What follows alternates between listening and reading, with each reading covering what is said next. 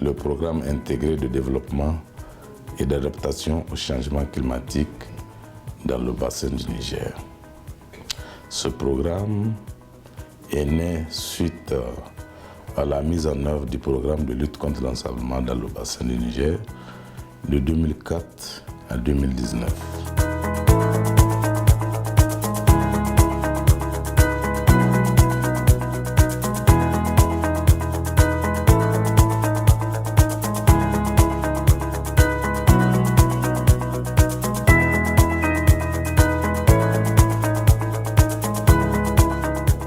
La mise en œuvre de PIDAC a été justifiée en réalité par la situation dans le Sahel de façon générale et aussi au niveau des bassins.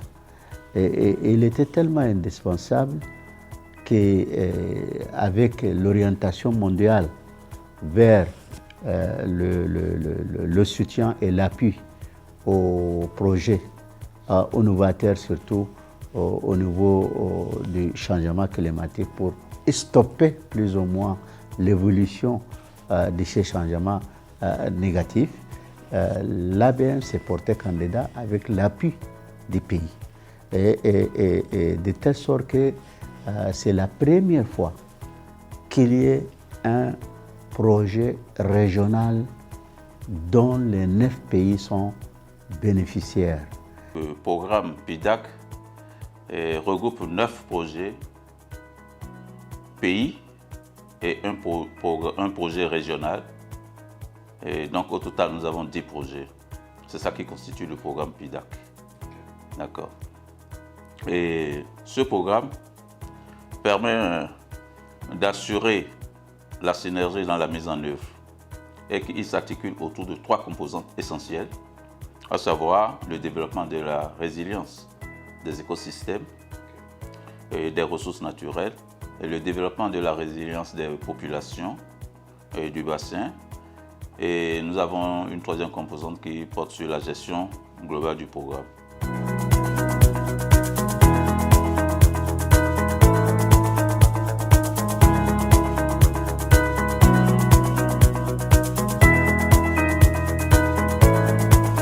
Ce programme vise vraiment à assurer le développement donc, de la résilience des populations et des écosystèmes dans le bassin. Il a un volet lutte contre l'ensablement à travers la restauration des terres dégradées, la réhabilitation des terres pour les mettre à la disposition des populations à des fins agricoles, à des fins pastorales, à des fins sylvicoles. Et il a un volet très important en matière donc, de construction ou de réhabilitation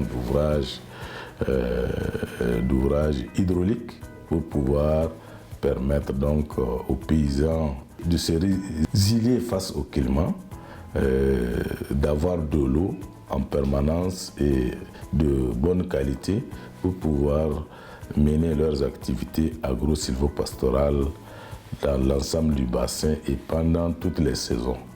Cela, c'est vraiment des mesures de résilience que le programme a prévues.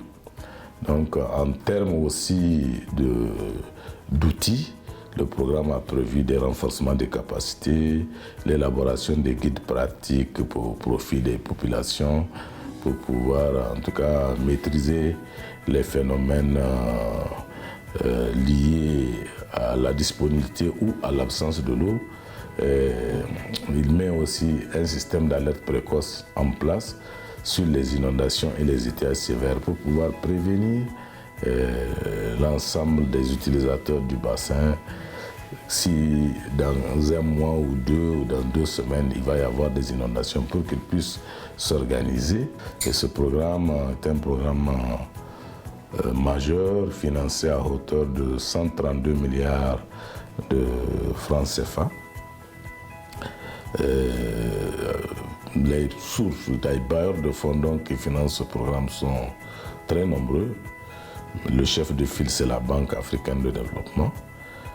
À la Banque africaine de développement se sont adjoints le Fonds vert pour le climat, le Fonds pour l'environnement mondial, le FAD, c'est-à-dire le Fonds africain de développement, l'Union européenne, la coopération financière allemande, même l'Union africaine et d'autres structures qui interviennent dans certains pays. Pardon, c'est un chantier gigantesque pour la banque et pour les États, mais c'est une priorité majeure aussi pour la banque, donc de pouvoir accompagner les pays du bassin du Niger, mais de manière générale les pays africains pour tout ce qui concerne la question de la résilience et de l'amélioration des conditions de vie des populations. Le programme a démarré dans l'ensemble des 9 États membres du bassin et le PIDAC se base surtout sur des actions concrètes. C'est là pratiquement 90% du financement vont vers les investissements concrets au profit des populations à travers la mise en œuvre de projets, de sous-projets, de construction d'ouvrages et aussi le développement des chaînes de valeur agricoles et ainsi que le développement de l'agriculture intelligente face au climat. Parce que depuis 3 ans, on a pu avancer sur les activités, principalement les activités qui sont mises en œuvre par les communautés, donc toutes les activités de protection de l'environnement. Bon, les activités qui concernent les infrastructures comme la construction des mini-barrages, des seuils, etc. Ça, c'est un processus qui prend un peu plus de temps parce qu'il faut faire les études pour assurer véritablement une bonne conception de ces infrastructures avant de recruter les entreprises et puis de pouvoir mener les travaux. Donc, pour ce qui concerne les infrastructures, au niveau de tous les pays, présentement, nous sommes au stade de la réalisation des études avec l'optique bien sûr que normalement à compter de l'année prochaine, nous devrons être capables de réaliser les travaux d'entreprise. Mais pour l'instant, ce qui est vraiment un chantier sur le terrain, ce sont les activités réalisées par les communautés, mais qui ont quand même un double objectif aussi, parce que ça permet aussi de pouvoir générer des revenus pour les communautés dans l'immédiat, avant même de pouvoir faire les infrastructures, parce que les communautés réalisent ces travaux-là aussi sous forme de cash for work, donc ça génère des revenus pour les communautés en plus des bénéfices que ces activités vont apporter aux communautés. Au niveau de la Guinée, nous avons la première composante qui porte sur la protection des écosystèmes. La deuxième composante porte sur la résilience des écosystèmes et des populations du bassin. Et la troisième composante vise à la gestion du programme. Ce programme, le coût de ce programme en Guinée est environ 39 millions de dollars. Il y aura une amélioration des conditions de vie des populations à travers l'augmentation de la production et de la productivité au niveau des populations rurales. Mais en plus, du point de vue impact positif sur l'écosystème du bassin, ça va permettre vraiment de renforcer la préservation et la conservation des écosystèmes du bassin. Le PIDAC a 2 grandes composantes, une composante de résilience des écosystèmes et des ressources naturelles, une composante de résilience des populations. De nos jours, dans le cadre des écosystèmes, nous avons eu à signer 74 conventions avec des comités villageois de développement dans les régions de Gao et de Tombouctou pour fixer les dunes. Et de nos jours, à peu près, ils ont fixé à peu près 8000 hectares de dunes, mais les conventions sont signées et leur paiement se fait par direct après réalisation et vérification par les services techniques des eaux de forêt dont nous avons signé une convention. De même, dans la région de Koulikoro, nous avons sur 6 régions qui sont Koulikoro, Sikasso, Sego, Mopti, Gao et Tombouctou.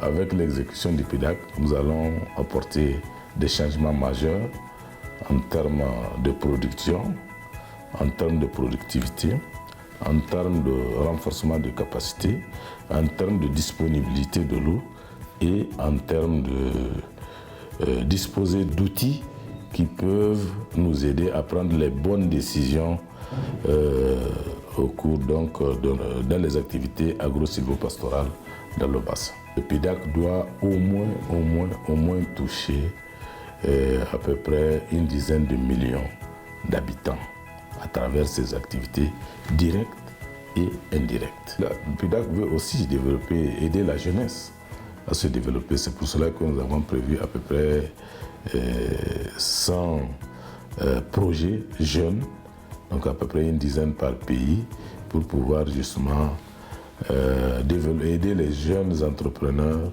à avoir des projets bancables qui seront bien sûr cautionnés par le PIDAC pour permettre vraiment de réduire le phénomène